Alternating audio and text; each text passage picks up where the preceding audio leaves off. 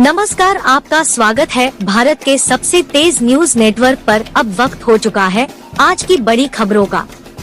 अरविंद केजरीवाल ने अपने राजनीतिक करियर की शुरुआत से ही विभिन्न पार्टियों के नेताओं पर कई गंभीर आरोप लगाए हैं। इनमें भाजपा के पूर्व राष्ट्रीय अध्यक्ष नितिन गडकरी और दिवंगत नेता अरुण जेटली से लेकर दिल्ली की पूर्व मुख्यमंत्री शीला दीक्षित तक शामिल रही है। उनका लगाया कोई आरोप अब तक किसी अदालत में साबित नहीं हो पाया, लेकिन कहा जाता है कि आरोप लगाने से उन्हें काफी राजनीतिक लाभ हुआ और इसी के जरिए वे दिल्ली के मुख्यमंत्री तक बन गए। लेकिन भाजपा अब अरविंद केजरीवाल को उन्हीं के जाल में फंसाने की तैयारी कर रही है। पार्टी ने उपराज्यपाल वीके सक्सेना से आम आदमी पार्टी के उस आरोप की जांच किए जाने की मांग कर दी है, जिसमें अरविंद केजरीवाल और मनीष सिसोदिया ने भाजपा पर उसके विधायकों को खरीदकर सरकार गिराने का आरोप लगाया था। संविधान विशेषज्ञों के मुताबिक यदि इस मामले की जांच होती है और आरोप गलत पाए जाते हैं, तो केजरीवाल और उनकी पार्टी की मुश्किलें बढ़ सकती हैं।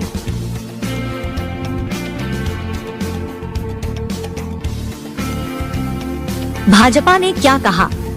भारतीय जनता पार्टी के दिल्ली के 7 सांसदों ने उपराज्यपाल वीके सक्सेना से पत्र लिखकर विधायकों के खरीदे जाने के आरोपों की जांच किए जाने की मांग की है। भाजपा नेता मनोज तिवारी ने बुधवार को प्रेस कॉन्फ्रेंस कर कहा कि अरविंद केजरीवाल, मनीष सिसोदिया और आम आदमी पार्टी के अन्य नेता बार बार यह आरोप लगा रहे हैं कि उनके विधायकों को 20 से 20 करोड़ रुपए में खरीदने की कोशिश की गई और इस तरह दिल्ली की सरकार गिराने की कोशिश की गई। दिल्ली के उप मुख्यमंत्री मनीष सिसोदिया ने स्वयं कहा है कि उन्हें स्वयं भाजपा में शामिल होने के लिए ऑफर कर दिया गया था, लेकिन अब तक अरविंद केजरीवाल या उनकी पार्टी की ओर से इस आरोप की पुष्टि के लिए कोई प्रमाण प्रस्तुत नहीं किया गया है। भाजपा का कहना है कि मनीष सिसोदिया पर शराब घोटाले में गंभीर आरोप है और वे जांच की प्रक्रिया से गुजर रहे हैं।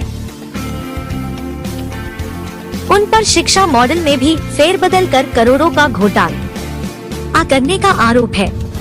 पार्टी ने कहा है कि इन्हीं आरोपों से लोगों का ध्यान भटकाने के लिए आम आदमी पार्टी इस तरह के आरोप लगाती है, लेकिन इससे दूसरी पार्टियों और नेताओं की छवि खराब होती है। इसलिए इस मामले की जांच कर कड़ी कार्रवाई की जानी चाहिए।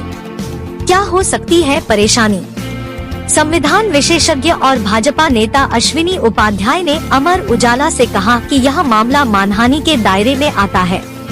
उन्होंने कहा कि किसी व्यक्ति या संस्था के द्वारा किसी दूसरे व्यक्ति या संस्था पर गलत नियत से भी न किसी आधार के आरोप लगाना आईपीसी की धारा 499 के अंतर्गत कानूनन अपराध है। आरोप गलत पाए जाने पर आरोपित व्यक्ति को 2 साल की कैद, जुर्माना या दोनों हो सकती है।